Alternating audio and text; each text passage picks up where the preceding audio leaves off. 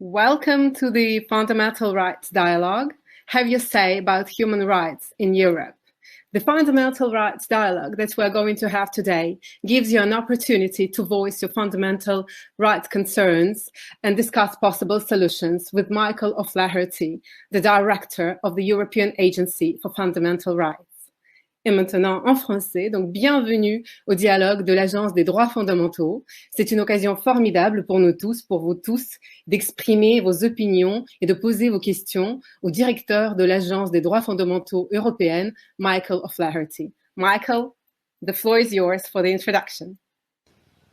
Thank you very much, Anastasia, and greetings to everybody. It's wonderful to have so many people gathered together. What is the Fundamental Rights Agency? We're the advisory body, independent advisory body established by the EU to support it, like the European Commission, the European Parliament, the European Council, but also the 27 member states, to support them to be compliant with fundamental rights, above all the Charter of Fundamental Rights in their activities. We're based in Vienna. We're a relatively small community of a little bit over 100 people.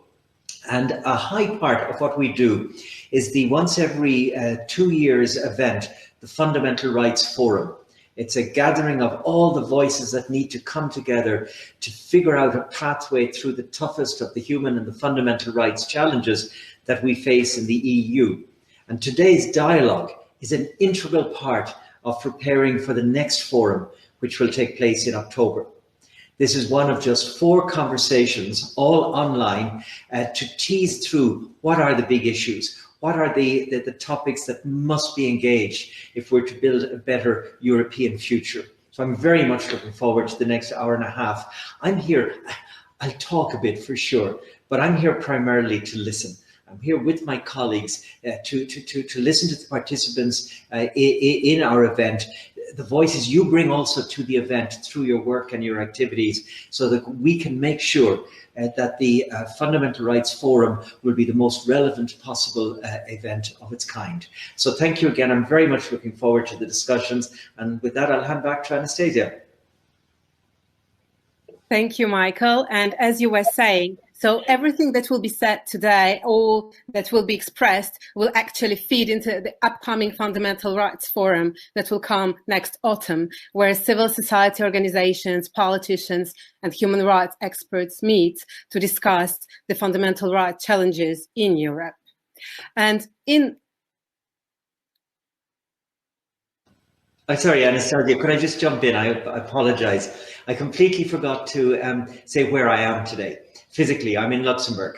I'm a guest of the European Commission here in Luxembourg, and Stefan is with us, the representative here from the European Commission. He'll speak to us in a moment, but he's very kindly hosting us for this event. I really want to express my appreciation to him, as well as to all of the people here in Luxembourg. Thank you. Thank you for this useful information. Indeed, it was important to mention.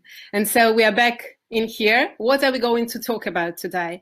Well, it can be everything, starting from hate speech and discrimination, fair and equal access to education, jobs, or healthcare, or any other topic you want, maybe the impact of COVID-19 and the way it impacted our lives in Europe.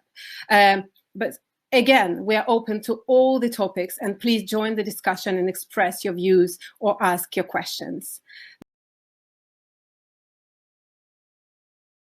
So what will we be talking about today? We will be talking about everything, anything that's important to you, hatred speech that we find today, discrimination, racism, equal access to work, to education, or the COVID consequences that have been inflicted on European people's life within the European Union. All these subjects, but others that you want to talk about, can be talked about tonight. And to begin, I would like to give the floor to the host of this evening, the head of the European Commission's representative, Stefan Koppelberg. The floor is yours.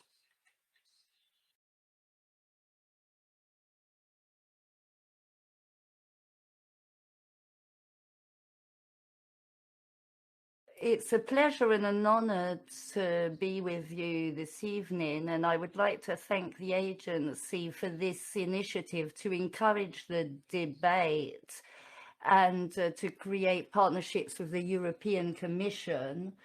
I have had the great pleasure of overseeing these dialogues, and I was happy to see a great interest amongst young people on subjects such as gender equality, the fight against racism and violence against women, and on the role of the European Union on the protection and the promotion and fundamental rights for all the population. We have the Charter of Fundamental Human Rights, but we cannot take these for granted or defend them. We have to struggle for them.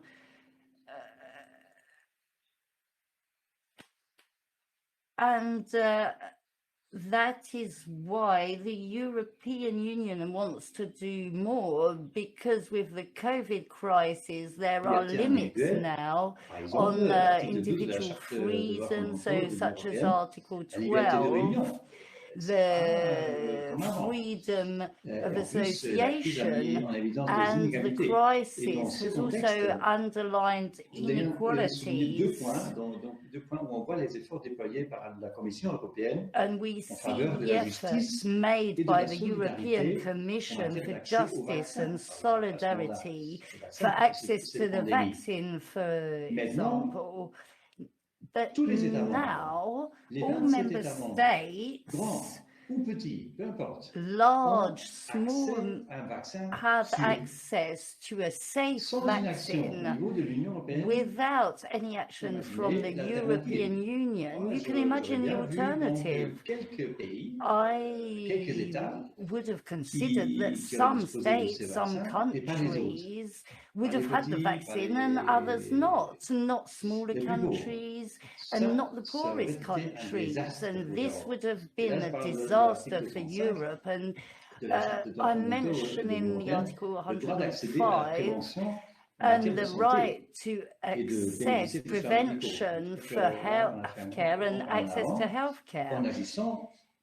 And so we want to act as a community, and we shouldn't forget the second crisis that we have undergone at the same time. This is the economic and the relaunch plan, the Next Generation EU, 750 billion euros and more that will be added to the community budget that is over 1,000 billion for the 7 years to come. And these 750 extra billion euros are there to support vulnerable groups, to help our citizens to maintain employment and to guarantee social rights and a sustainable future. So I believe that tonight's debate is important because it is an opportunity for you, for the seventh generation and the millennials, to express yourself in difficult and important times when decisions are being taken now, and these decisions will have an impact for years to come for everybody. So in that sense, I would like to wish you a fruitful discussion. Thank you. Michael, would you like to add something or to react? Okay, so before we start and everybody can join, let me set up a few rules, simple but important. The first thing is that if you want to go live and ask your question, please try to be in a quiet space. Have your headphones ready and next to you. What will happen is that you will be invited to a private chat, and our team will ask you some questions before you can go on live. Once you're live, also make sure the light doesn't come from behind, because if not, we cannot see your face. And the last thing, please, try not to speak too fast, like don't do what I do. That's a big problem because we have interpreters, and let's try and leave them the time for translation. So today's session is going to be broadcasted in French and in English, so we have both languages present. And so what I also wanted to mention is that we also gave an opportunity for those who were not able to join us live to send us their questions or their concerns by video prior to the event. And we'll start with some of those videos. The first one is from Polina, who is part of European Youth Forum. And well, let's hear to her concern or to her question. I hope you can hear me well. I'm here live. So my name is Paulina Yalaksheva, and I'm a board member of the European Youth Forum, the largest platform of youth organizations in Europe representing millions of young people. I'm very glad to see that the Fundamental Rights Agency is taking its commitment to youth rights forward with the second Fundamental Rights Dialogue. We hope FRA will continue to be an ally for young people. This discussion is very timely. It's almost been a year since the outbreak of COVID-19, and for young people like me, and I'm sure for many of us taking part in this online conversation, this pandemic represents a new wave of uncertainty following a decade of precariousness. For those of us who are still in education, including myself, COVID-19 poses a series of question marks we don't have an answer to yet. Will we finish our education on time? Will we find a job? Will we be able to afford rent? In other words, how long will we have to wait for our rights to be realized? We know that globally, 1 in 6 young people have stopped working since the onset of the pandemic, and that about half of young people report a delay in their studies. As if this wasn't enough, mental health has become a major concern, with increasingly higher numbers of young people becoming vulnerable to anxiety and depression. Let's take the situation of French students as an example. Lately, we have seen articles and news pieces about students in France lining up for food aid as the economy worsens, and how the distress experienced by many young people is quickly leading to a broader mental health crisis. Income insecurity, poor living conditions, disrupted studies, isolation, lack of social interaction are disproportionately affecting us at an age when not only we are trying to build our independence, but we are also going from belonging to our families to belonging to our peers. The uncertainty that the situation has created about our future is raising really big red flags that cannot be ignored. This crisis is so much bigger than its purely economic impact. And yet, rather than focusing on these issues, often the narrative about young people and the pandemic has been negative. Mainstream media often singled us out as careless virus spreaders, ignoring not only the fact that many of us have volunteered to help our communities, but our struggles, which in their essence are critical human rights concerns. The challenge we face now, as dramatic as they are not surprising. Even before this crisis, in many European countries, young people face barriers because of their age or because they haven't been enough work hours. Job precariousness was already a widespread issue with an impact on income and house security. So why are we even surprised that young people are struggling to navigate through this crisis? As much as emergency support measures are crucial, they are not enough if we don't implement structural reforms. If we don't move from addressing temporary needs to tackling the root causes of youth exclusion. And what about groups of already vulnerable youth, e.g. young migrants and refugees, young people with disabilities, or young people belonging to ethnic minorities? How are we supporting them? These are fundamental rights questions that need answers, and the answers must come now. Ultimately, Europe cannot afford to leave young people behind. It's not just a question of social justice or cohesion. It's also about showing us that we can trust institutions, that we are not alone in the fight for youth rights. Young people and youth organizations are here to help in this process. But it's not enough. Conversations like today's discussions are important to build bridges and ignite the debate, but they are not enough either. So the question is, how can institutions like FRA help increase the focus on young people? We know FRA does a lot of research on many different groups, but what more can you do, not only to mainstream youth rights in your work, but also to increase the specific focus on young people and our access to rights? How can you support us in pushing policymakers to do better for Europe's youth? Thank you. Thank you, Paulina. And yeah, actually, you're live with us and very emotional. Thank you for this statement. And Michael, would you like to respond, or would you like to hear from the next speaker first?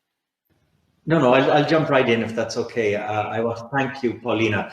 I agree with everything you've said. I agree with your analysis in every single element of it. I won't go through the issues again. I'm really glad at the end, though, that you flagged how it isn't equal. It isn't the same for everybody. And if you're a Roma young person, you're going to have a dreadful experience that's so much worse than that of maybe somebody from another group. Also, if you're a woman, you're for sure going to have a worse experience. And we know this. We've been following the COVID story non-stop since it started for us here in Europe a year ago. And we time and time again find validated what you've been telling us this afternoon. What I would add is I think that when we go long-term, arguably the most impacted group in society is going to be young people. Very often today, we're not looking at young people. We're looking at other very vulnerable groups that absolutely need attention, like older people in nursing homes. But in the longer term, with the economic challenges facing us, with the levels of unemployment, and something like 40% young people unemployed in some countries, we're going to have a generational challenge and an enormous primary focus will have to be put on the situation of the rights and the needs of young people as we work our way out of the crisis.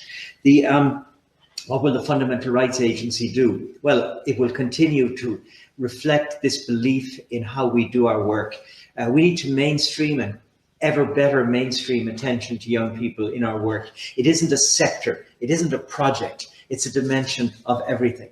So when we gather our comparable data across the EU member states on any issue of fundamental rights, we need to be able to disaggregate the experience of young people, and where it's relevant, bring that to the policymakers. We need to speak up for you in the forums. We need to promote the effort to mainstream attention to young people across the whole range of EU policy files.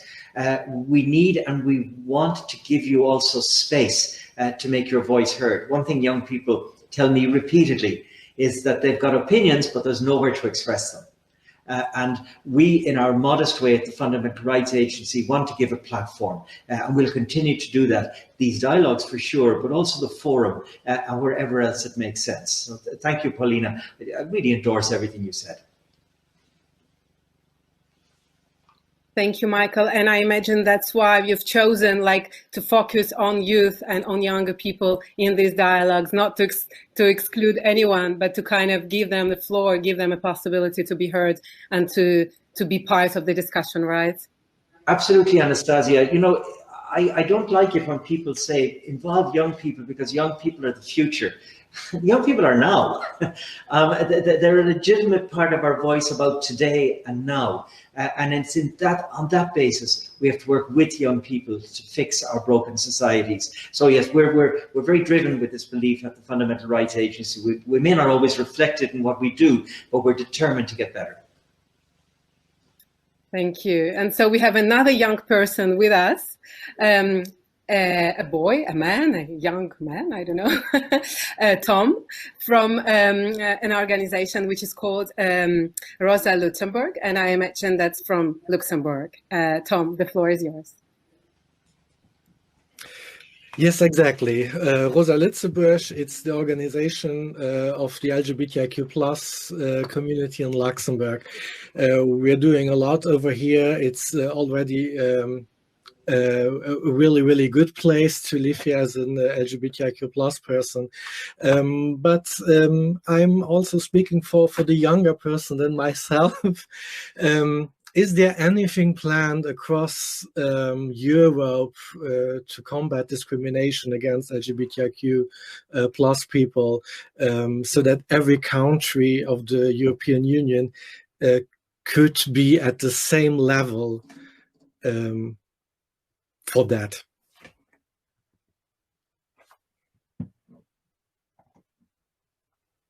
Should I just jump in, Anastasia? Of course, please go, Michael. All right, thanks, Tom. Thank you very much for that. As you know, the Fundamental Rights Agency is measuring the experience of what it's like to be LGBTI in the EU. we've done 2 surveys so far. The most recent one just last year, and we describe it a situation that's very worrying and very troubling. Patterns of harassment and discrimination, which some people would find hard to believe because they're right across the EU member states, an unwillingness to report incidents even of violence because people don't have confidence that anything will get done.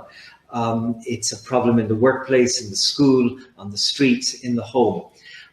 It's a real reminder to us that all of the real progress that's been made in at least many places with law reform, it hasn't been matched by social reform. The patterns of prejudice and discrimination are still deep in parts of our societies. So we have an enormous amount to do. I welcome very much the fact that the European Commission has prioritised LGBTI issues and is putting together very ambitious commitments through its action planning. We'll give all possible support to this major new initiative of the European Commission. The Fundamental Rights Agency will also, we pledge to continue to repeat our data gathering every few years in order to map the situation. I was going to say to map progress, but you know, as I said, we've done this survey twice now, and the second one, the new results, sometimes they didn't map progress, they mapped disimprovement. But we need that evidence so that the policymakers have what they need. And we need to have it in a manner where you can drill it down to country-specific situations. Right now, you can go to our LGBTI survey findings, you can find the specific situation for any given member state. And this is exactly what advocates need to make their claims and policymakers need to put in place the laws and the other initiatives. So we'll stay firmly committed in this area. But again, my message today would be no complacency. We're a long way from being out of the woods. I mean, we've got a situation where hardly anywhere in Europe would a same-sex couple be comfortable to walk down the street holding hands. Is that acceptable in 21st century Europe? I don't think so. And so a long way to go, and in particular with regard to trans and intersex people, we're really only at the beginning of a journey of creating a society where people can be honoured in all of their wonderful diversity. Thank you, Tom. Thank you so much. And just to complete, there is one statistic, one data that I saw in your surveys, Michael, that said that only 1 person in 10 from LGBTI would report the latest discrimination they have faced. It means that most people don't even go to the police or don't report it to any organization. What does it mean for you? How come that it's still the case now? Yeah, isn't that really shocking? 1 in 10. I mean, here in Luxembourg, actually, the rate of reporting is among the very best in Europe, but it's still tiny. It's something like 20%. It says many things. In some places, it says we don't have confidence to get justice. In other places, it says I'm going to have even more trouble if I make a complaint. In a lot of places, we don't know where to go with our complaint.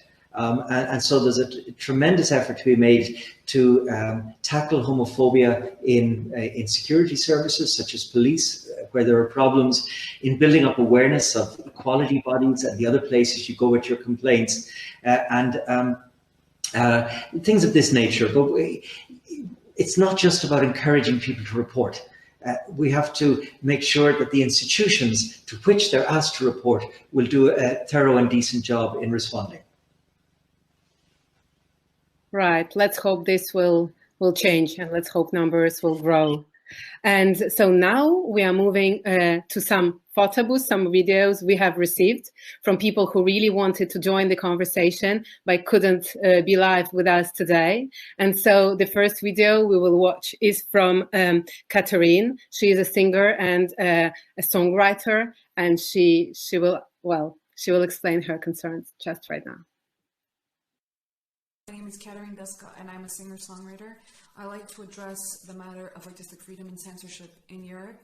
Artistic freedom is a right in itself and is crucial in enabling an open and fearless discussion in democratic societies. However, in Europe, in recent years, artistic freedom has been deteriorating to the point where it's become quite alarming.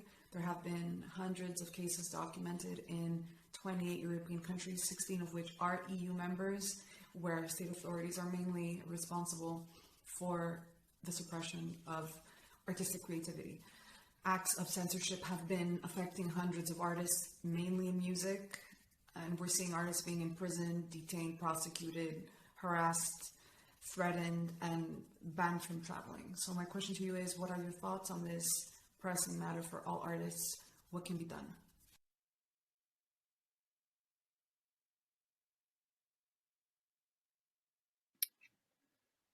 So, Michael, what do you have to say about freedom of speech? And as a journalist, I have to say that I'm also very concerned. What do you think about that? Yeah, look, I'm really glad that the issue of freedom of artistic speech has been flagged for us so early in this event. The arts and culture are absolutely vital for a thriving society. We've seen how robbed we've been over the last year with the closing down of so much artistic and cultural expression. Some of it may be exaggerated, frankly. When I look at the choices of what kind of activities can take place, what can go ahead, what has to stop, I sometimes wonder about the rationale and why so often cultural expression was the victim, if you will. So we have to take it very seriously indeed, and we at the Fundamental Rights Agency are concerned about pressure on cultural expression and artistic expression. We're not blind to it, and we've got to flag it. We've got to support civil society that's drawing attention to it, and recognise that it's sapping the lifeblood from our societies. So I'm glad it's been flagged, and we'll continue to draw attention to it in our annual reporting. We'll honour the arts as absolutely fundamental to thriving rights-based societies, including at the upcoming Fundamental Rights Forum. And here is a question, or more or less a statement, on another hot topic from Atanas, who's part of Firin Amenka International Network. Let's hear what he has to say. I'm Atanas Stoianov from the Firin Amenka International Network, and I have a question related to the work on Roma inclusion that FRA has been doing so far. In the last years, FRA has established the so-called working groups, which included representatives of the national Roma contact points to work on issues that concern Roma inclusion. However, civil society organizations were not involved in these working groups. So my question is whether in the future period up to 2030, FRA is intending to create another working group with civil society that works on Roma inclusion, or to involve civil society within the existing working groups better.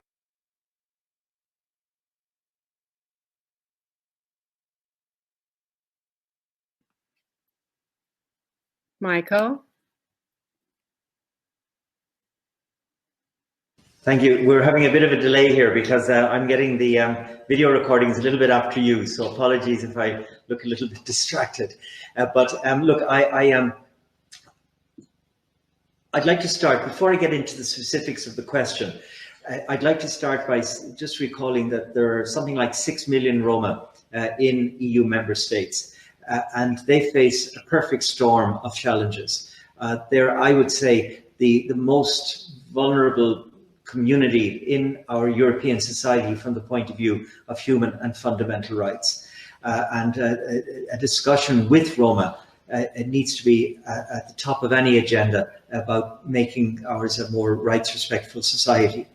Now, on the specifics of the work the agency has been doing in supporting these Roma working groups over the past year, this has been on the request of the European Commission to bring together the Roma focal points within the governments of the member states in order to support them to figure out the next steps to take. So it has been an intergovernmental space, and we've been very happy to support it because it's vital to get governments to better talk to each other in how to engage the issues. But involving civil society is obviously absolutely essential. And so we have set up conversations between these working group participants and Roma civil society, and we will continue to do so. We'll also seek all relevant opportunities and platforms to ensure that the Roma point of view is heard, because this is not about finding solutions for Roma. We'll only succeed if we work with Roma to together find the solutions. So it's in that spirit that we'll continue our engagement on these topics. And actually, before we move on, I just wanted to add that there is this other information I got from one of your surveys that really shocked me, is that there was a question asked, to people, like, if you could choose a neighbor, what would be your preferred neighbor and what would be the least preferred? And most people said that they would prefer to have like persons with disabilities, and the least preferred were Roma people and refugees. And I mean, what is this European Union we are living in? What is this welcoming society? And I don't know what's your feeling about that, but it really shocked me. Look, the extent to which racism against Roma is tolerated, anti-Gypsyism, is really astonishing in modern day Europe. There are so many forms of racism and discrimination where its expression would be intolerable. You would be thrown out of the room if you said some of the things that you can get away with if you say them about Roma. This is not the Roma community's problem, it's our problem. We, the general population of Europe, have to look into ourselves, into our hearts, and acknowledge the deep pools of racism that we have to work on. And so any effort to show better respect for the rights of Roma is primarily a project for the general population, for all of us, acknowledging this almost the last acceptable form of racism in our societies. Thank you, Michael. Let's hope it won't be acceptable anymore very soon. And so we have another participant in here. It's Ismael from Youth for Exchange and Understanding. So Ismael, the floor is yours. What is your concern today?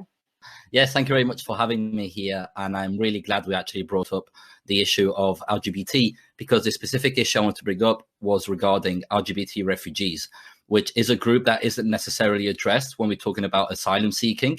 And it is one of the fundamental rights to apply for asylum. There's a big issue with member states in acknowledging the reasons to apply for asylum in general, and sexual orientation or persecution based on sexual orientation or gender identity isn't generally acknowledged in that regard. And we have seen an increase of, let's say, people either claiming to be that or not claiming to be that in order to get into a safe space, into a safe haven, which can be some EU countries. And at the same time, the bureaucratic process that brings this forward, because a lot of the times these people aren't really persecuted by state authorities, but more happens in the private sector. So how can we ensure that people persecuted in the private sector can actually, they have a legitimate claim to apply for asylum in the European Union?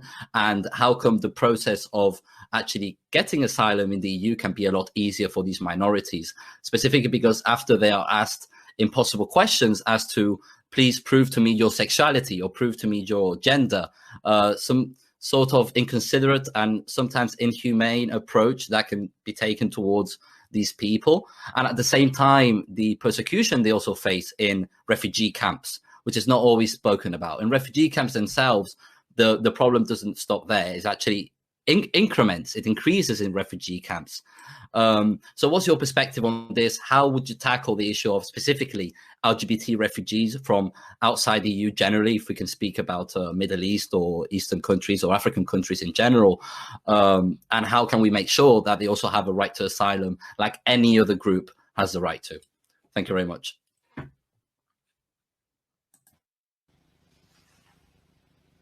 I'm waiting for your cue there, Anastasia. I don't want to jump in. Will I respond immediately? Okay. Ishmael, thank you very much. The signal broke a bit there, but I think I was able to make out the points you were raising. And again, I take them all.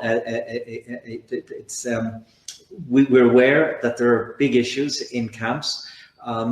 You escape a situation in one country to end up with a concentrated form of exactly the same situation because of the facility that you're put in whatever reception facility when you arrive in Europe. You can, and there's plenty of examples of you encountering a person doing the assessment of your asylum claim whose approach can be naive and sometimes deeply inappropriate.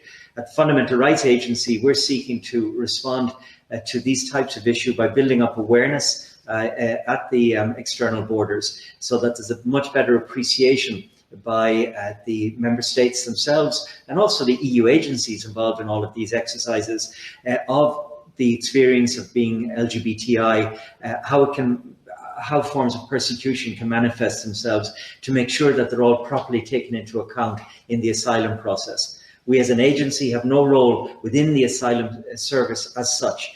We have no determining function there, but what we can do is build up an awareness and an understanding and appreciation through training, through protocols, through exchanges of experience. And I can assure you that this is very much on our agenda. Thank you very much.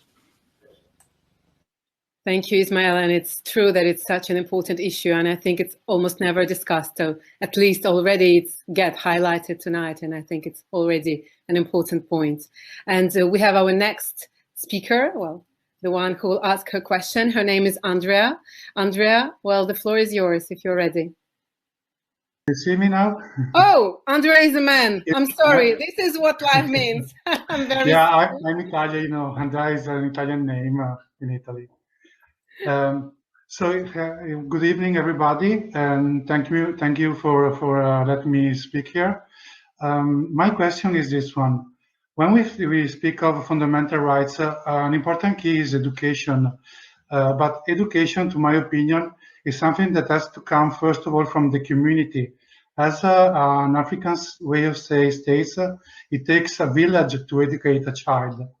So my question is this one: how can we empower community and make them aware on their role on the education on fundamental rights? How can we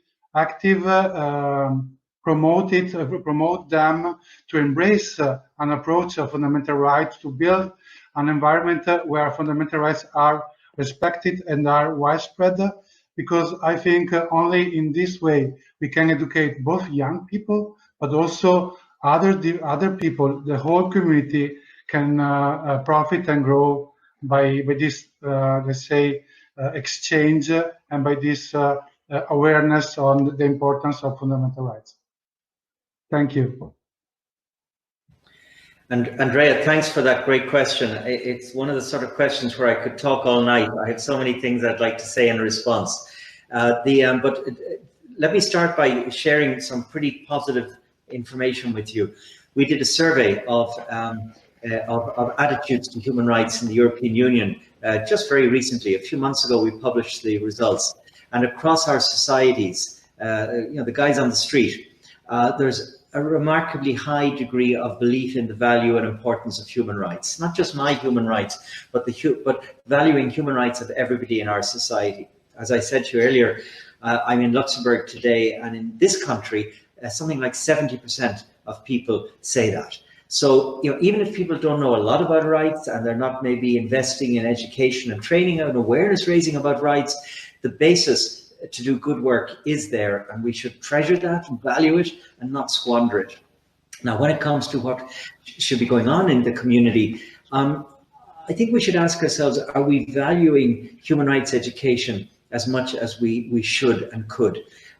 Back when I was involved already in human rights 20, 30 years ago, human rights education was a top agenda item. It really got the attention of the people who could make the difference out there in society.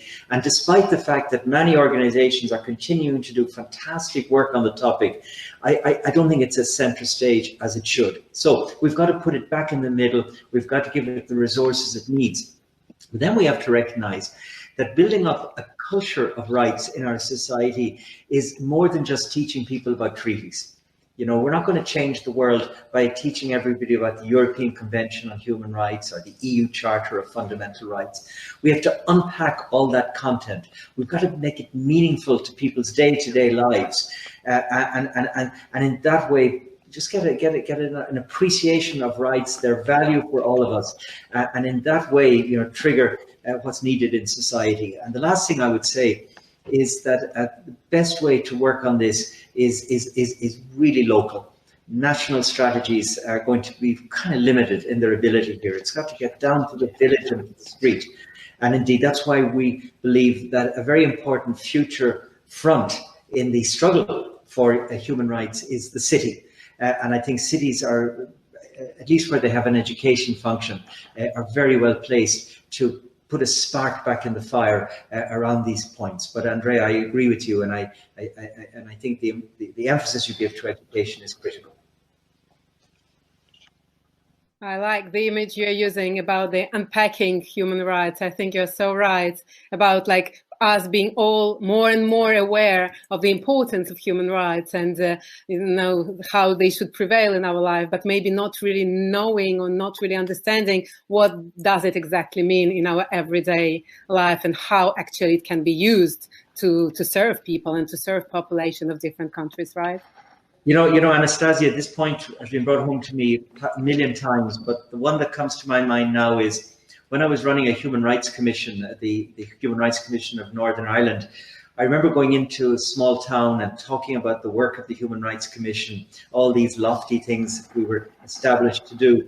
And after listening to me patiently for an hour, an old lady looked at me and she said, "Okay, fine, thank you. But what are you going to do about getting the refuse collected from my street every week?" And I thought, whoa, what a fantastic question, because if I can't answer that question, then I'm just not doing my job. We've got to convert those big statements and principles into the lived experience of people on an everyday basis. Well, let's see if you can answer the next question, which comes from Jordan. Jordan, please ask your question or explain your concern. Donc voilà. Bonjour, je tiens en premier lieu à vous remercier. Hello. First of all, I would like to thank you for organizing this conference. My question is regarding the credibility of the state, institution, government, ONGs on the respect of human rights when we know the treatment that was reserved to one of the greatest journalists, Julian Assange, the treatment inflicted on him by the United Kingdom and United States is scandalous on the moral and legal point of view, but there is a mimetism, but the media staying quiet, wwhereas the media is keeping quiet, and there is the rights of people to be informed.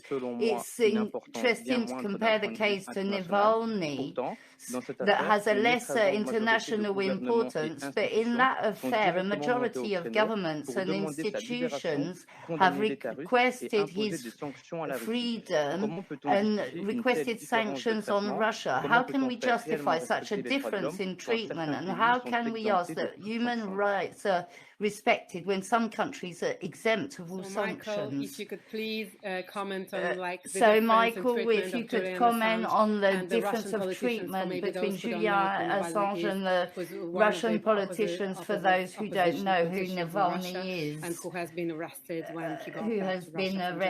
when he got back to Russia from Germany, and what are your thoughts? Yeah, I'm a bit limited in what I can say, Jordan. I'm limited in what I can say, Jordan, because the mandate of the Fundamental Rights Agency does not extend to this type of issue. We are an EU body, so we are only competent to speak where the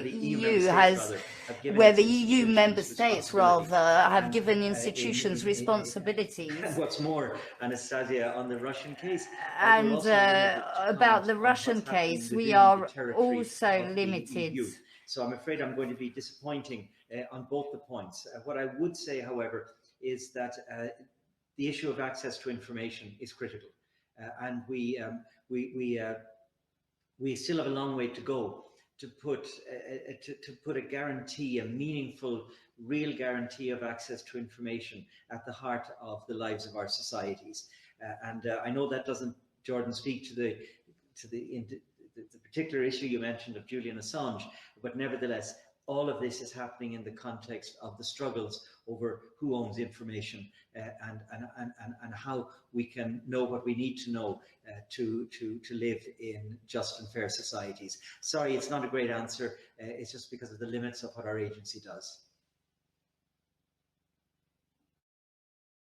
Well, thank you, Jordan, at least for asking the question. And I think that's, these topics, we can't talk about everything, but we try. And well, now we are moving to our next participant. It's Sandrine. And I think she's an anti-racist activist, right? Hello, Sandrine.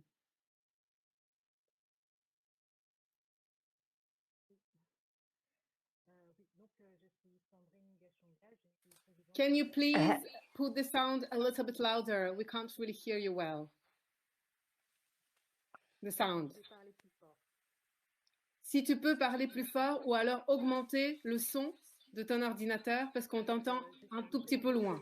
Can you increase the volume, please, because we cannot hear you?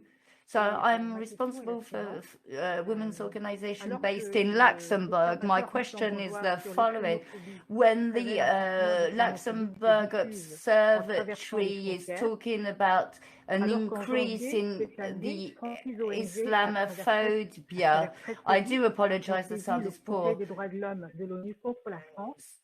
Dénonçant des actions qui violent la dignité et les droits fondamentaux des personnes musulmanes. There was a complaint about the actions such as the dissolution of civil society organization, mosques, and illegal entry in mosques and private buildings. So there was an entry in a mosque where children were learning Arabic when the law says that the Muslims of France, and there is an increase in the stigmatization of these people that will allow to the French state to continue to disrespect the fundamental rights of the Muslims in France. Why is there silence by the FRAB? And I do apologize, I did not get the sound here. Michael, please, if you want to go. Thank you. Thank you, and thank you to Sandrine. Islamophobia is a serious problem in Europe. It's a matter of real concern to us. We keep a database on incidents of Islamophobic acts, which we update periodically, and it's chilling in the story it tells of patterns of discrimination, harassment, victimization. Intolerable acts that violate the criminal laws. We also see acts that violate criminal law that don't get prosecuted. It's too easy to get away with Islamophobic acts in too many places, and this is something we're working hard on to build up a better awareness and use of hate crime legislation, for example, so that when an act crosses that line, that it doesn't just get ignored. I would also say that any EU member state can't, in developing any law, has to make sure that it's compliant with the relevant human rights standards, and where it touches on an issue of EU responsibility, that of course it complies with the Charter of Fundamental Rights, and ultimately the European Court of Justice is the arbiter there of whether there is that compliance. Let me just say that we all have to work together to tackle not just racism in general, because Sandrine, you went well beyond that. You specifically focused on Islamophobia, and just as we fight to uphold the rights of any other group in our society, we have to do the same for Muslims within European society. Thank you, Michael. I think the next participant, in a way, will continue this kind of conversation. So it's Benjamin, and I just love the name of your football club, which is We Welcome Young Refugees. C'est ça, Benjamin? Yes, thank you very much, Anastasia. if you allow me, is that right, Benjamin? Continue in French, that would be easier for me. Bien sûr. Donc, oui, vous avez presque raison, puisque j'ai en effet un club de football qui est le Krainem Football Club, en réalité, mais qui a lancé un programme d'accueil de réfugiés qui s'appelle en effet We Welcome Young Refugees. C'est un petit club amateur dans la banlieue bruxelloise, en Belgique, et nous avons lancé en septembre 2015, donc il y a un peu plus de 5 ans, un programme d'accueil de demandeurs d'asile et de réfugiés qui nous a permis d'accueillir pas moins de 2500 participants depuis le début. C'est basé sur un partenariat avec les autorités fédérales et différents centres d'accueil de demandeurs d'asile qui nous permettent d'avoir tous les soirs de la semaine des groupes qui viennent dans notre club, participer à des entraînements de football où ils sont intégrés au sein de nos différentes équipes. Donc c'est un projet d'inclusion et ils suivent en parallèle tout un programme éducatif puisqu'on essaie d'agrandir un petit peu notre palette de services. Nous sommes persuadés que ce type de projet qui utilise le football en particulier, mais le sport en général, pour faciliter l'intégration de ces jeunes au sein de la communauté sont très importants et fonctionnent bien, puisqu'on a tendance à dire que le football, c'est une langue universelle qui permet à des gens qui ne parlent pas forcément la même langue de se comprendre et de partager un moment. Ça, on l'observe tous les jours, c'est très concret à notre club. On est persuadé aussi que ce type de projet au niveau grassroots, comme on dit, donc qui sont menés par des acteurs du terrain, par des individus, par des citoyens qui s'engagent ou par le milieu associatif, sont très importants pour réaliser justement et pour faciliter l'intégration de ces populations de réfugiés qui sont des populations très vulnérables et qui continuent à arriver en Europe, qui ont besoin de ce soutien afin de pouvoir s'intégrer dans les meilleures conditions dans nos pays. Et ma question, monsieur le directeur, serait de savoir ce que, selon vous, peut être le rôle de l'Union européenne et ses institutions pour faciliter justement l'engagement citoyen et l'engagement du secteur associatif pour mener à bien ce type de projet, car nous sommes persuadés que c'est leur accumulation et leur multiplication qui fera en sorte qu'ils pourront avoir un effet à l'échelle locale et qui sait à l'échelle nationale ou voire européenne même. Merci beaucoup. Merci, Benjamin. And just before, Michael, you answer, I just wanted to say that I have visited around, 80 or 90 countries around the world for the different films I've done. And I think that this sport, which was the most universal, is really football. Like we would come to a country and say we are French, everybody would know Zidane, Mbappé, and no one would know who our president right now is. So you're completely right. I think football is part of the solution. It's like une partie de la solution pour mieux vivre ensemble. I'm sorry, Mike. Part of the solution to live better together. Please, it's fine, and I couldn't agree more. Here we are. We're just agreeing with each other again. Was it de Coubertin who founded the Olympics? Did so out of this genius insight that you could unite the world around sport. And it's as relevant for what you're saying as it was for him then. The Olympics is about bringing the countries together to unite around sport, but we need to, within our countries, also use sport as a means to engage with each other. And it's a two-way street. Benjamin, you're doing amazing work there in supporting migrants and refugees, but I'm sure that the local sports people who are involved, they're also learning an awful lot. They're learning an awful lot about tolerance and about mutual respect and about diversity in society. So everybody, I think it's a win-win for everybody at this type of initiative, and it should be very strongly encouraged. I also have in my mind a bit that it's also important to remember that sport can also be the place of hate. I'm referring here to the shocking things that sometimes sports fans say during a game. And I think what Benjamin, what you're doing is also in a way engaging that sort of problem, because it's showing that using sport as a vehicle for hate is completely unacceptable. So you have my full support. I can't speak for the whole EU on how to promote this idea. I can tell you the Fundamental Rights Agency will in our own modest way, will continue to flag the role of sport for integration. We'll build it as a dimension into some of our activities. We actually had a football tournament at the Fundamental Rights Forum, which took place a few years ago in Vienna. So we'll look at bringing that idea back again and flagging attention to it in the EU.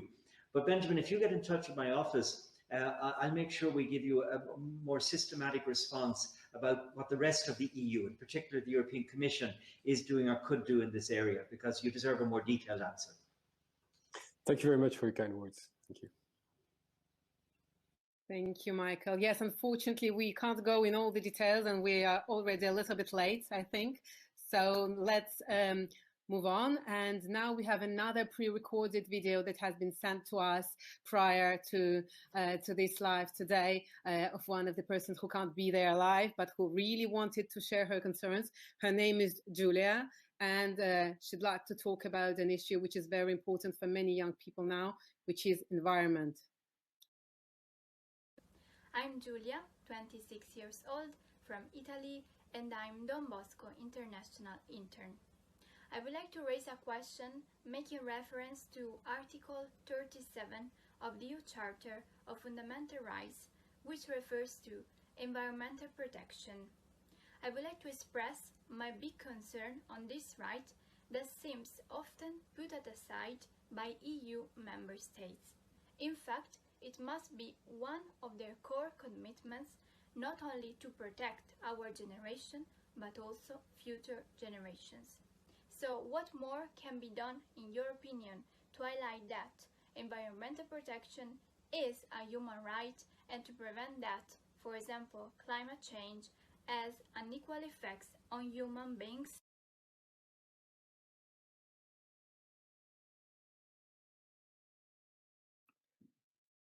So, Michael, you know, this is one of the major concerns, I think, for the youth. They are bringing it up again and again, like what can be done for the environmental issues to be in the center, why it's still not in the center, whereas we're already facing, you know, this huge climate change crisis. So what are your thoughts about this?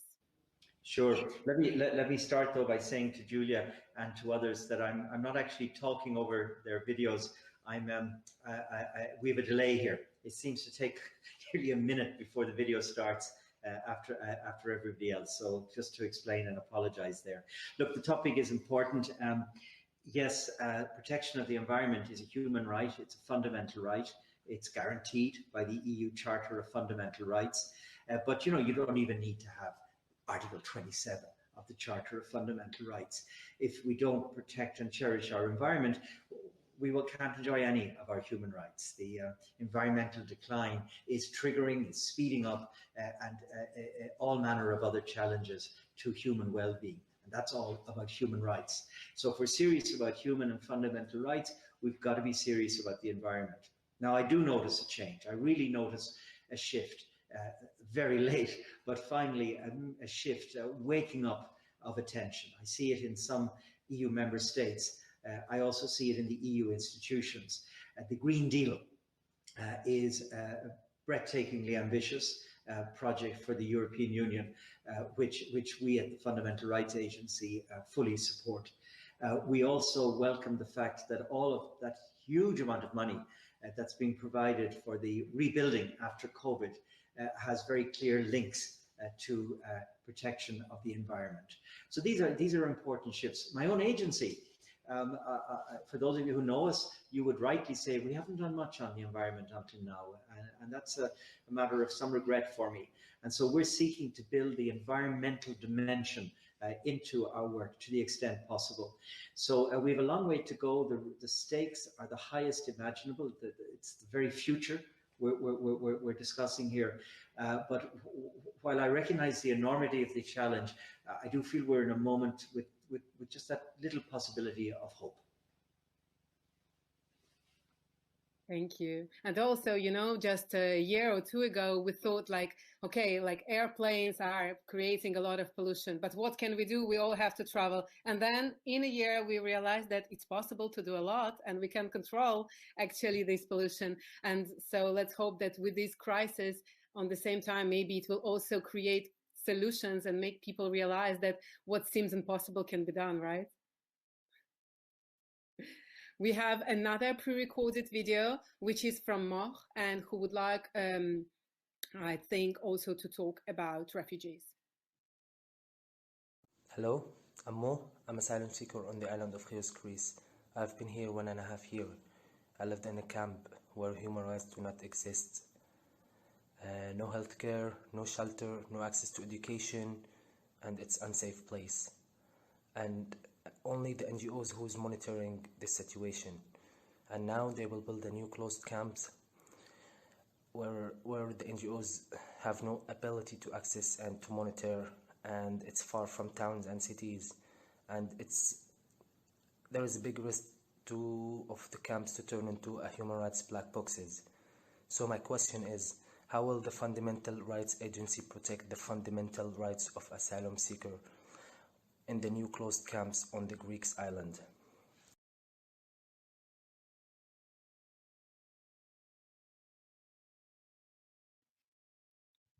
So what can be done to protect asylum seekers? Again, we have already talked a little bit about it, but here we have like the person who's living it right now and who's going through this difficult situation. Sure. Well, thank you very much, Mo, for what you've said. There can be no human rights black boxes, to use the term that you used. That would be absolutely intolerable. There can be, should be, must be no black boxes for human rights anywhere in our European societies. Now, I've been to Chios, and I've been to the other islands. I've been to Chios just once. I've been to the other islands on a number of occasions. I've been in the facilities, so I know the reality. We in Chios, for instance, and by the way, we have no executive power, right? We can't tell anybody to do anything. We work with, we support, we advise the relevant authorities. And in that context, we have, for example, in Chios, worked hard to convince people about the use of barbed wire, its inappropriateness in all sorts of settings. On Chios also, we raised attention to doing better lighting in the camp, so that they become safer places, particularly at night, including for women. So we're well aware of the issues. The situation on the Greek islands is very troubling. I draw this to the attention of the authorities at every possible opportunity. We're working with them and with the EU agencies on the ground. We're also working to support relocation of people off the islands. There's been a huge effort to bring unaccompanied children out in recent months, last year, which we obviously welcome. We'll continue to stay focused on this, but always in that advisory and capacity, without being the people in the position to take the executive decisions on this or that action. But I want to thank Mo for flagging tonight. This conversation wouldn't be a genuine conversation about the state of rights in Europe if the situation of migrants in reception facilities wasn't on the table. Thank you, Michael. And also, I think there are just a few countries where like many refugees arrive, like Greece or Italy, and these countries sometimes feel a little bit by themselves, a little bit alone in the way they have to deal with this problematic. And you're completely right. It's our problem, not their problem. Anastasia, let me just add, and thank you for that. We had large numbers of people coming to Europe back in 2015, and much fewer numbers today. Arguably, we never had a crisis, a migration crisis. We had a crisis of the response. And certainly today, that's the case. We certainly don't have a numbers crisis. But that said, some countries are facing exactly the pressures that you mentioned. And we haven't seen that big, generous support from other member states for Greece and for Spain and other countries that are right out there at the external frontiers.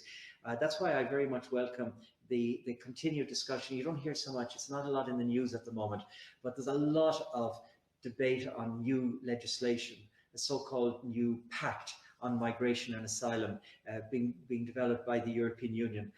And we, for our part, are working very hard to support guarantees of human and fundamental rights at the heart of these new legislative packages, which would include, hopefully would include arrangements for a more generous sharing of the responsibility by states other than those where people are arriving. Thank you. Thank you for this information. We have our next participant. It's Moritz, if I pronounce it right. Moritz, please ask your question. Thank you for the opportunity to speak during this conference. My name is Maurits. I'm 17 years old. As representative of Young Pit in the Netherlands, I will constitute chronically ill young people. Young Pit strives to empower teenagers and young adults with chronic conditions in order to fully participate in an inclusive society, just like their healthy peers. During this statement, I would like to express the issues youngsters face in education.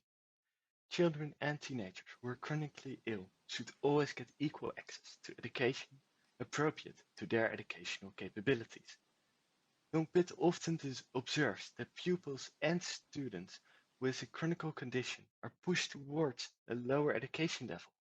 In fact, secondary schools tend to advise children and their parents that a lower level will be a relief for their health. An illness should never result in a lower education. Instead, students and their schools should be given the tools in order to entirely participate in school. To achieve this, a structural change in the system is desperately needed. We call upon possibilities to attend classes online while we are sick at home or in hospital, taking exams at different moments, and listen to all these teenagers who have an illness. During the corona pandemic, it became clear that online education is indeed possible.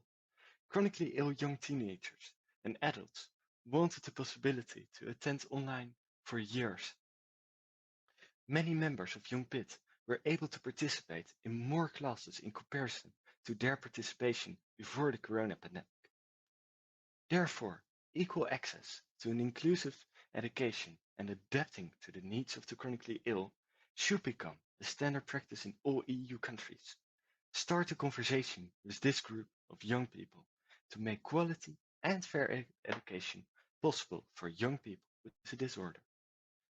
Thank you for the opportunity to speak today, and Young Pit looks forward to work on more inclusive society throughout the EU and let the voice of people with a chronic condition be heard. Thank you for such an emotional and important question, Michael. Maurits, thank you very much indeed. I really welcomed listening to you. And you reminded me of how often it's the case that chronic illness somehow doesn't get the attention it deserves. You've focused on young people, and I respect that, and I'll come back to that.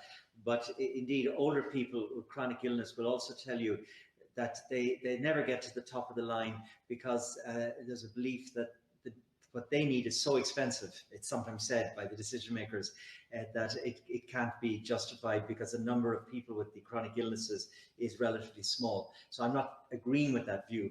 I'm just saying that you raise issues that really need attention. Now, turning to the school, I hear you, and we've been looking at the challenges of digitalization of education. We haven't actually, in fairness, we haven't flagged it from the particular context of people with chronic illness. We've been looking at issues of poverty and lack of access to computers and to the internet. But the point you make, I absolutely see that, and I need to make sure we adequately build that dimension into our reflections on the challenges of education in times of COVID and with the digitalization more generally, because after COVID, I think we're still going to find the digital commitment is going to get ever bigger. But what I want to say now is that to the extent that the EU has any responsibility on these topics, the EU has to respect the human rights standards in the United Nations Convention on the Rights of Persons with Disabilities.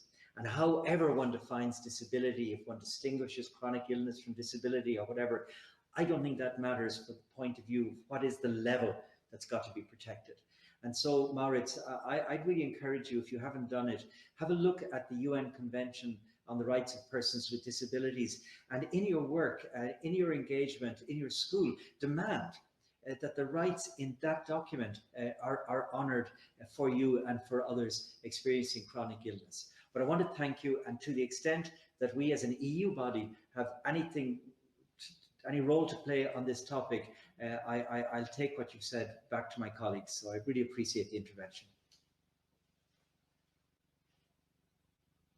Thank you for this. And we also have Julia with us, who would also share her concerns or maybe ask a question. Julia, please, the floor is yours. Yes, hi. Thousands of Polish girls and women have been on the streets of Poland for almost 4 months now to protest the near total abortion ban. And we face police brutality on the streets, we are detained, and we are oppressed by the state by being falsely charged. And now we face court cases because we dared to stand up for our fundamental rights. Can we expect in the near future any concrete actions from the EU to prohibit further restrictions of fundamental rights in EU member states? And more specifically, will the EU take a more proactive approach in ensuring and protecting women's rights, including access to sexual and reproductive health and rights?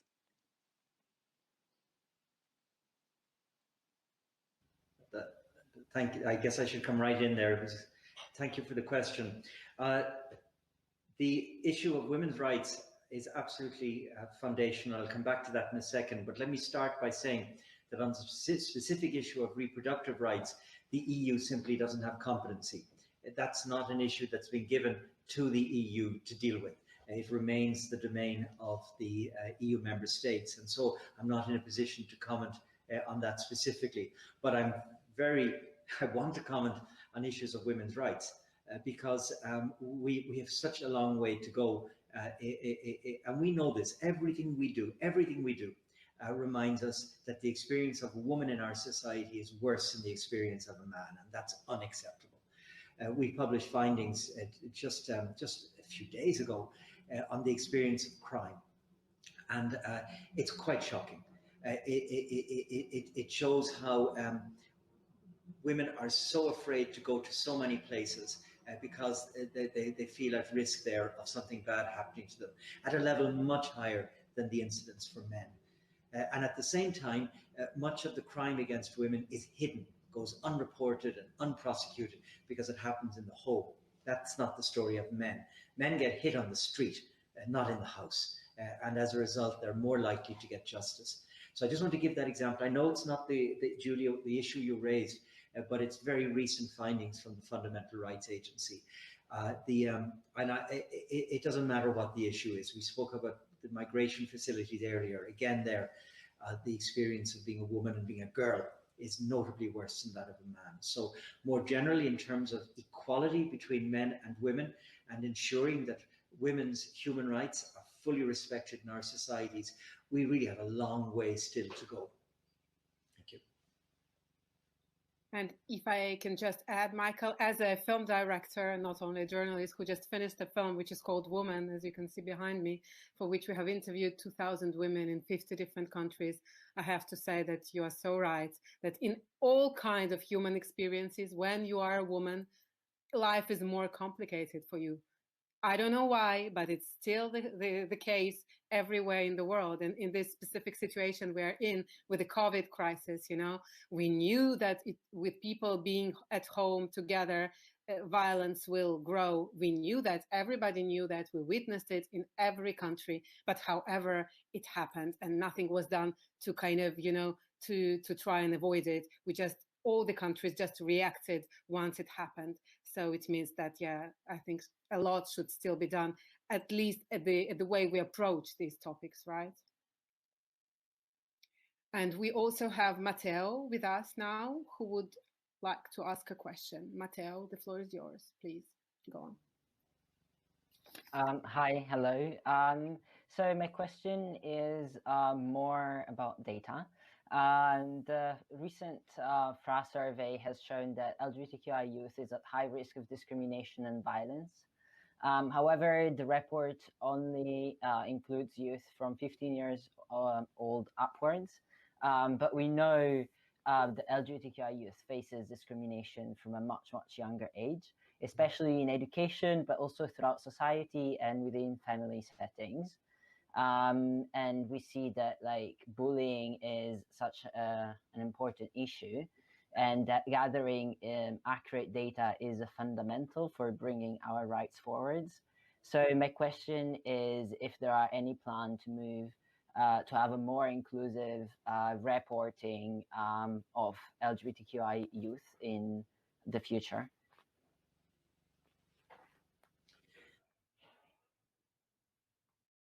Michael, you're on mute. Yeah. Thank you, Matteo. Let me just start by saying that I agree with you. If you can't measure it, you can't fix it. So we're in complete agreement on the need for reliable data. Secondly, we are also aware that your negative experience doesn't begin like magic when you're 15. Of course not. It has a backstory. So complete agreement there. On our surveys, what I would say is that we do the repeated surveys. The LGBTI one, the intersex was added. The first one was LGBT. It's important to have comparability. And so we try more or less to have the same frame for surveys that are repeated. It can change if there's a compelling reason to be made, but that's just to explain why in these first two instances, you didn't have an extension. Then the other thing to say is that surveying children raises massive ethical issues and engages all manner of dimensions that aren't present when it comes to older people. But look, let me bring your comment back to the team. I'm not a survey specialist myself. I understand your concern, and I'll make sure that's reflected into the discussions in our house. So thank you. Thank you, Matteo. And we have our next participant who is joining. It's Hugo. If I understand well, Hugo, please, you can take the floor if you're ready.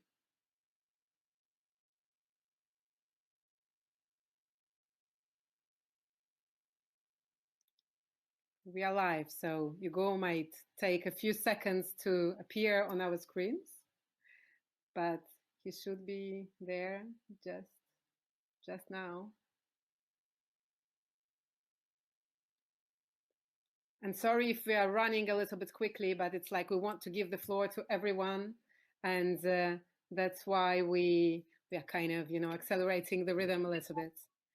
I can't see Hugo, but I can see Tracy. Oui, mon micro vient de s'allumer. Bonjour Tracy, allons-y. Posez votre question ou dites-nous ce que vous avez envie de partager aujourd'hui.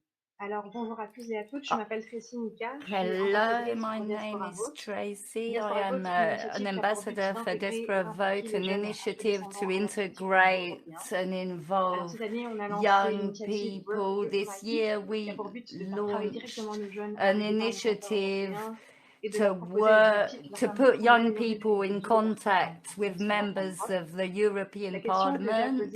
And the question I have to ask is to Mr. O'Flaherty. Sorry, the sound is very poor.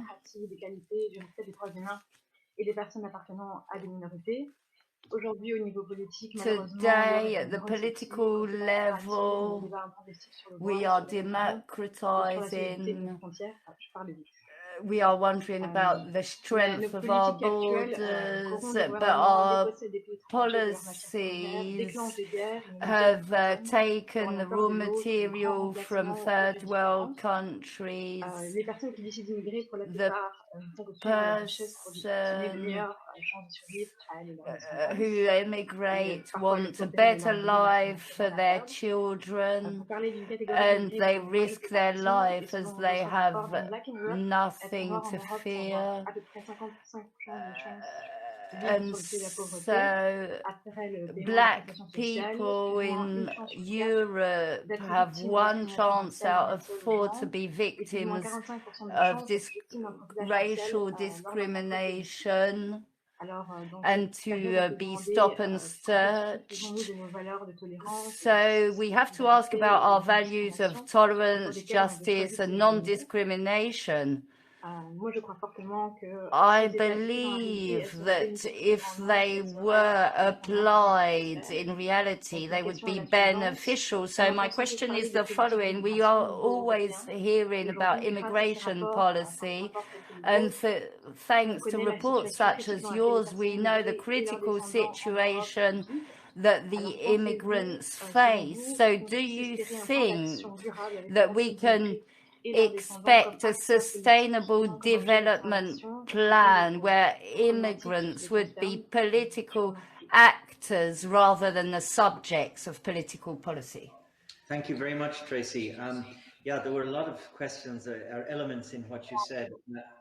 In the first place, I couldn't agree more. You put it very politely that people in minorities and migrant groups are more susceptible to bad experiences. It's not about more susceptible, they are getting bad experiences. We know that. The marginalization, the discrimination, the acts of harassment against people from minority groups is a major problem in the EU. So that's clear. It does need concerted responses. It needs concerted responses from the EU and from EU member states. Now, a lot's going on, and we're in the early days of some really important policy shifts. So there's an anti-racism action plan that was adopted just a few months ago. There's a lot of different initiatives in support of integration. They have to be given a chance to work. But they will only work if they're a collaboration. I said earlier about how we have to work with people and not for people. And here it's really, really important. And Tracy, I don't know where you're based, but if your organization isn't involved in a discussion with officials about how to make your city or your place work better, then something's not working, because it's got to be a partnership. This idea of giving you things or throwing solutions at you has been proven not to be successful. It's got to be a respectful partnership, because that's foundational to what a human rights-based approach looks like. Alors, pour parler un peu plus de Work with Your MIP, on essaie justement d'interpeller des parlementaires européens, de travailler directement avec eux, donc de faire travailler nos jeunes directement avec eux. We are trying to work directly with them to suggest directives. So we are trying to do this a lot, but being a non-state organization and not an institution, it's a lot harder. But we are trying. Merci Tracy. Merci. Thank you, Tracy. Thank you for explaining what you do. It's very important work. So we're delighted to have you with us this evening. But we have to move on because time is going fast, and I would like to give the floor to Gillian, who also has an important subject to talk about. Gillian, please. Bonjour, merci de m'accueillir ici. Good afternoon. Thank you for welcoming me today. I would like to speak to you about the problem that I have been thinking about regarding the lack of trust between the state, the police and citizens, and this is increasing in the current context where we do not have access to all our liberties at the moment. I realize that there is less and less transparency by the state regarding the extension of lockdowns, for example, and there is also a lot of tension with police forces, and particularly many videos have been shown showing police violence, and this was seen by many young people who are very affected by these platforms, and this has given them a feeling of insecurity and lack of trust between both institutions, if I can say it that way. It's a problem because the police is meant to represent protection and not punishment, and nowadays many young people wouldn't turn to the police to ask for help, and I am speaking now in the knowledge that I am very privileged, and this problem mainly affects minorities. such as people who do not have residency or foreign people, and I think that young people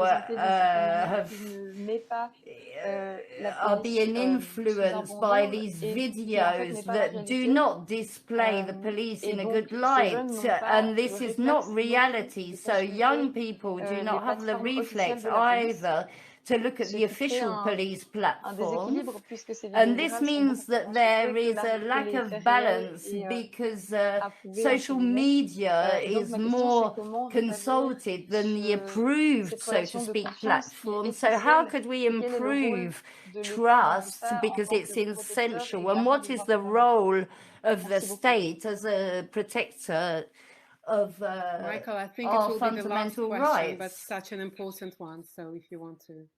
Sure, thanks, Gillian. Gillian, in your statement there, you raised two issues which are closely related but need to be handled separately. I guess we won't have time this evening. One is misinformation online, how we manage that, how we build up media literacy so we're not taken in by distortions and lies online. And then secondly, there's the very important issue of trust in the police. On that second issue, I'd start by saying that the story is not the same everywhere. The relationship of the police to society varies enormously from country to country, depending on traditions and the whole history. But that said, we have to keep investing in having police forces that we can trust. We know for that a number of steps are critical. One is diversity. Our police forces need to look like our societies. They need to have the same rich mix of people that we have on our streets. And secondly, we have to work with police forces to root out the prejudices and the intolerances that may be within us, within individuals. We work closely with police forces.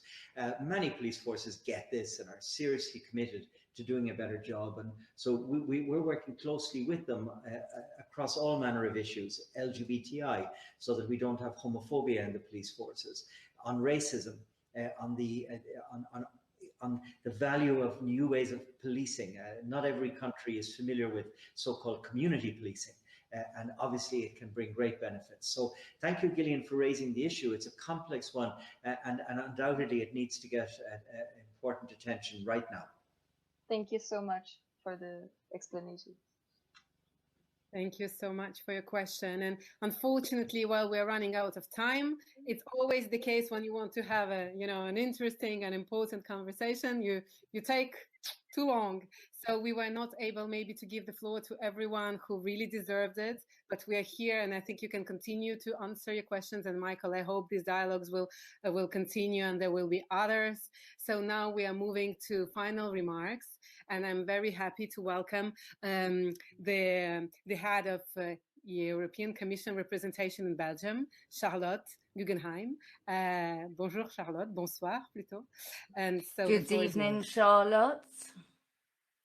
Oh, Charlotte just disappeared, but I'm sure she will be back.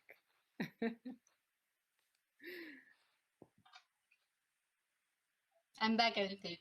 Bonsoir, et désolée pour ce petit Good evening. technique. Sorry about this little Voilà, technical les derniers mots, hiccup. je sais qu'on a pris un So peu for de retard, the donc last pas words, I know être- we're je vais essayer running d'être quite assez brève. late, Je voulais so I d'abord will vous try to be remercier quick. First tous of les all, I would like to intervenants d'avoir thank partagé all the avec nous, participants vos for expériences et sharing les your difficultés auxquelles experiences vous with êtes us and the confrontés. Je suis difficulties vraiment that you impressionnée par face. votre I'm engagement truly impressed by your et vos commitment, témoignages m'ont vraiment beaucoup and touchée your et ont fait grandir en moi testimonies une really envie encore plus affected forte me de and défendre gave les droits me fondamentaux a en tant stronger que will to personne, mais aussi en defend tant que fundamental représentante de la rights Commission as a européenne person en Belgique. and as Alors, vous representative avez as the évoqué de nombreux European sujets, je vais Commission pas in tous les citer Belgium. parce You que spoke voilà, of many on a subjects. I pas can't vraiment le mention temps, them mais all je voulais because vraiment we don't tous really vous have time. remercier.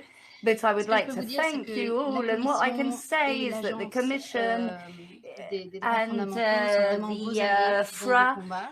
are Et your allies nous in collaborons this voilà, très struggle, and souvent we will ensemble et nous avons lancé collaborate récemment, often je crois with que you, and Michael we en have a parlé, recently de launched, I nombreuses think, Michael mentioned it, a number of proposals and actions to support fundamental rights, whether it be action against racism and discrimination, the strategy to defend LGBT rights, or the strategy for inclusion of Roma people. So we are here, we are trying to develop things at the European level, but it's true that these are struggles that must take place at different levels, not only at the level of a European institution, but also within member states, and of course at your level, and you are doing this already, so I congratulate you for your commitment. And the question tonight might be how to defend these values of diversity and equality within Europe.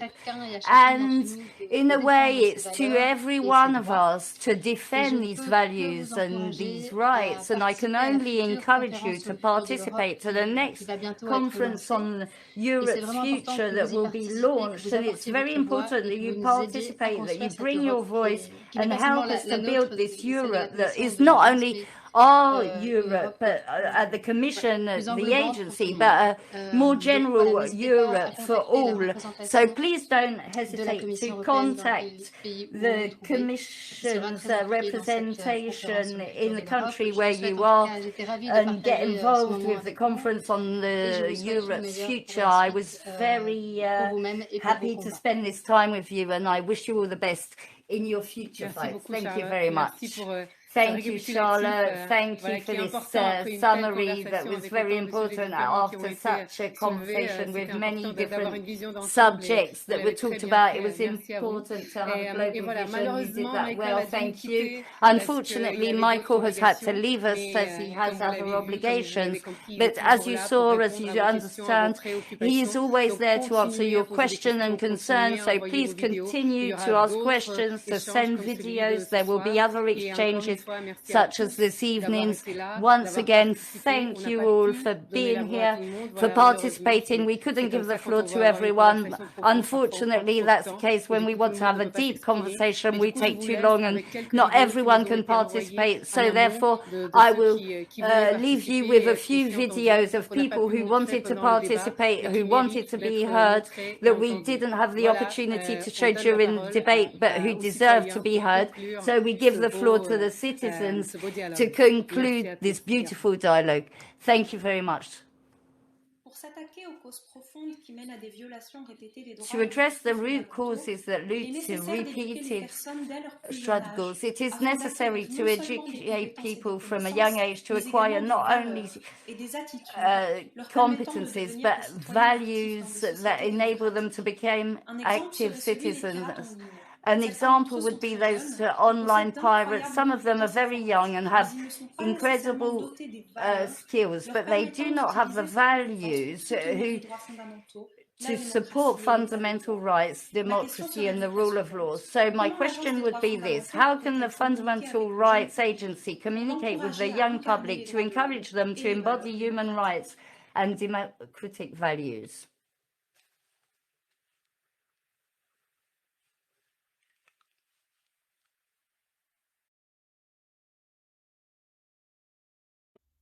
I'm Jasmine Campbell, speaking from Luxembourg. As someone originally from Northern Ireland, the topic of reproductive rights in Europe is something very close to my heart. I would thus like to know, what is the EU Agency for Fundamental Rights already doing, and what more can be done to ensure there is no more backsliding of reproductive rights in Europe? Notable examples including Poland.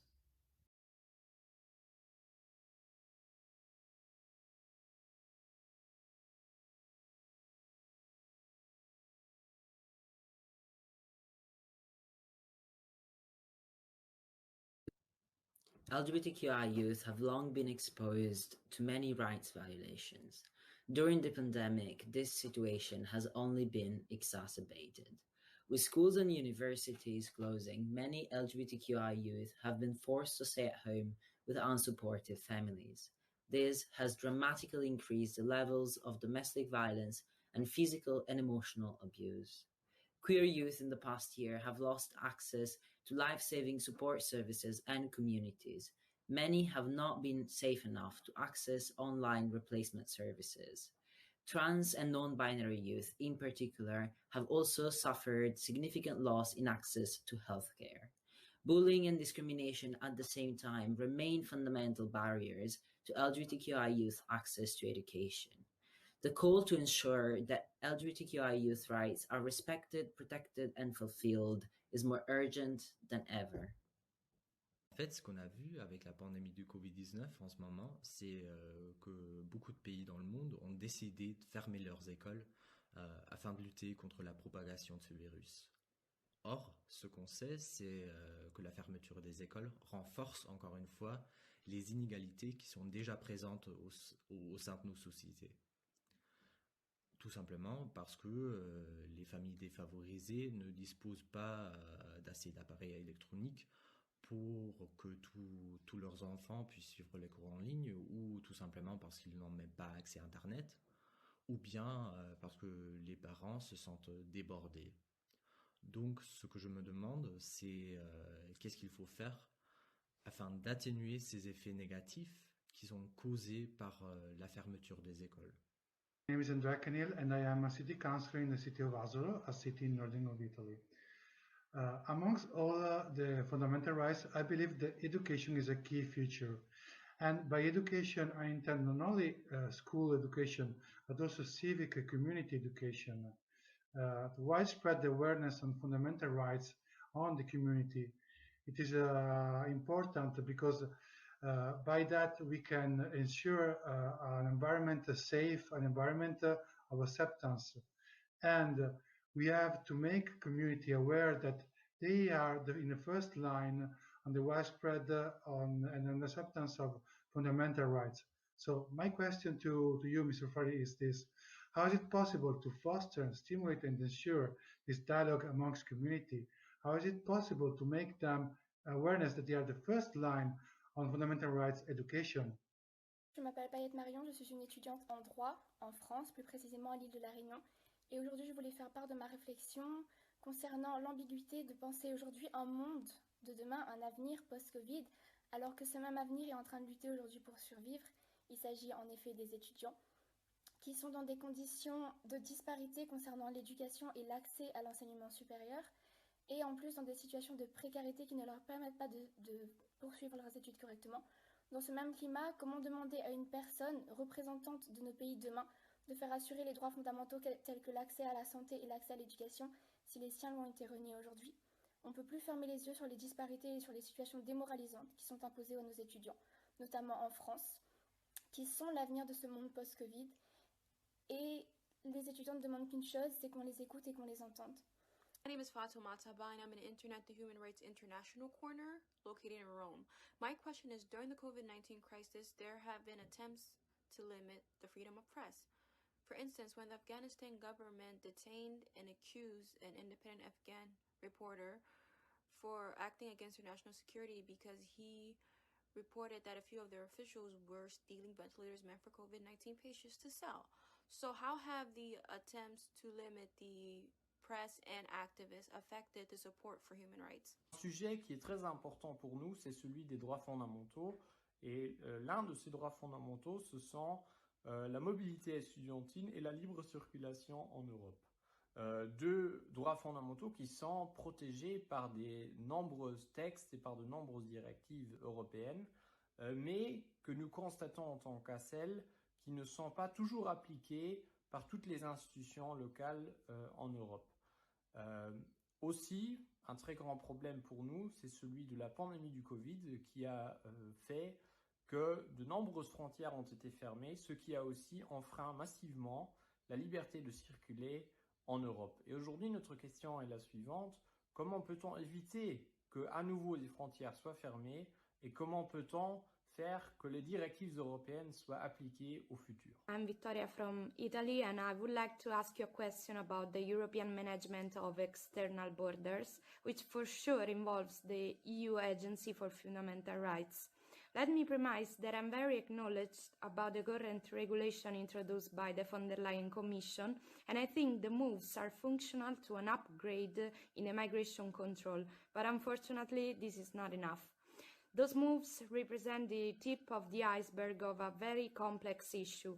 My question is the following. Is there any volunteer from the EU agency in institutionalizing the first reception mechanisms at the external borders? Could there be a table of negotiation to take charge of an emergency burdening the shoulders of NGOs and active citizenship? Is there a chance to implement a functional project with a constant and regulated European humanitarian action? Je m'appelle Javier et je suis un musicien espagnol. Je suis préoccupé par la manière dont la culture est traitée depuis le début de la pandémie. L'art est essentiel et pas seulement un loisir, c'est un outil pour éduquer et faire grandir. Et c'est devenu évident pendant le lockdown parce que c'était un moyen de survie quand nous étions chez nous. La musique, le film, les séries. Aujourd'hui, beaucoup d'artistes ne sont pas protégés alors qu'ils ont perdu le travail et sont incapables de subvenir à leurs besoins, comme si travailler dans l'art était un travail mineur. Qu'est-ce que fait la FRA pour protéger les artistes? Quelles sont les recommandations au pays pour protéger le monde de l'art, ainsi que la santé publique? My name is Mia Bradic. I'm a high school senior and Women Against Violence Europe Youth Ambassador from Croatia. A topic that deeply concerns me is the lack of high quality and comprehensive sexual education in my country. It doesn't follow international guidelines and excludes many important topics like gender equality, gender stereotypes, and the educational needs of LGBTQ+ students. A lack of motivation from people in power is worrying, especially considering that 80% of students want good sexual education in schools, and it plays an irreplaceable role in preventing violence against women and girls. My name is Yana Garzon. I'm a student in the Masters of Sustainable Development at the University of Milan, and at the moment I'm also doing my internship at Human Rights International Corner, an Italian NGO. My question would be the following.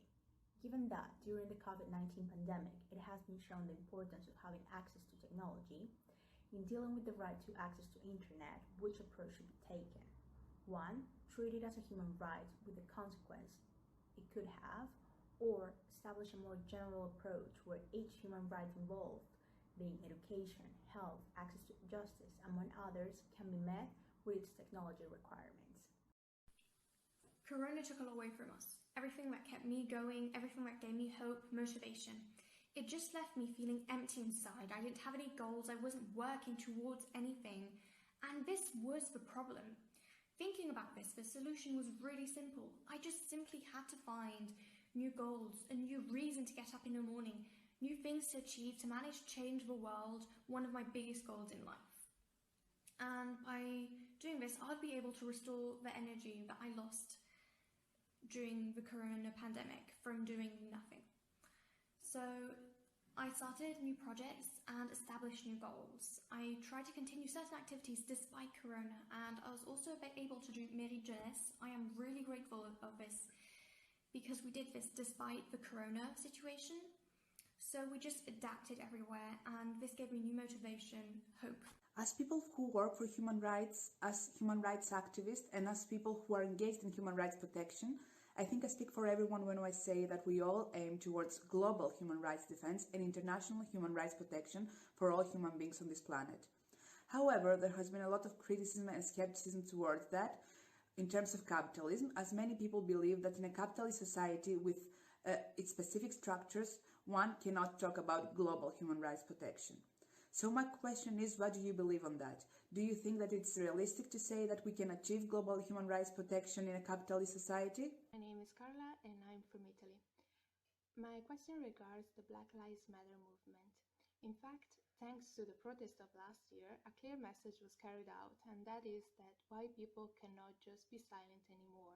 There is the need of being active anti-racist in order to change the world.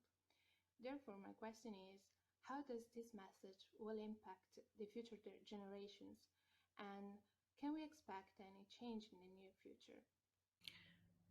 Many European citizens still encounter inequalities today. Inequalities experienced by women applying for high managerial positions.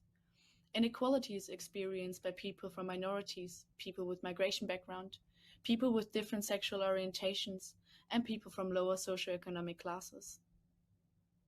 Systematic discrimination and racism are still not acknowledged by everyone, and they are still not addressed enough by our leading politicians. In my opinion, education is the key element to work against those inequalities, but also to start systematic change in people's heads and subsequently in societal institutions. Article 14 of the US Charter of Fundamental Rights ensures this right to education. We need to put the finger where it hurts, and we need to teach children what systematic disadvantages mean.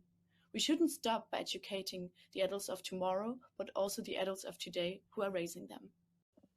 Bonjour, je m'appelle Inès Shakir, j'ai 17 ans et je suis entre autres une lauréate de Mérite Jeunesse Luxembourg. Cette dernière année a été très différente et a amené des difficultés pour certains jeunes à continuer leurs activités parascolaires et par conséquent aussi leur programme au sein de Mérite Jeunesse. Cette pandémie a remis en question un droit fondamental de l'enfance, celui d'avoir des loisirs et de vivre sa jeunesse. Néanmoins, certains d'entre nous ont su se réinventer, à l'aide d'organisations de la jeunesse qui ont tout de même maintenu leurs activités sous forme digitale. Pour ma part, pendant la crise sanitaire, je suis restée très active, en participant à des débats digitaux, en promouvant mes projets, en participant à des formations et en menant des élections pour divers projets. Ainsi, un grand nombre d'entre nous ont malgré ça pu poursuivre leurs activités et leur engagement a été reconnu par Mérite Jeunesse. L'Europe a, par rapport au reste du monde, un atout unique qui sont les services publics des médias et de radio-télévision, des acteurs incontournables qui peuvent jouer un rôle fondamental pour bâtir la cohésion sociale dans nos pays respectifs et combattre les discours de haine.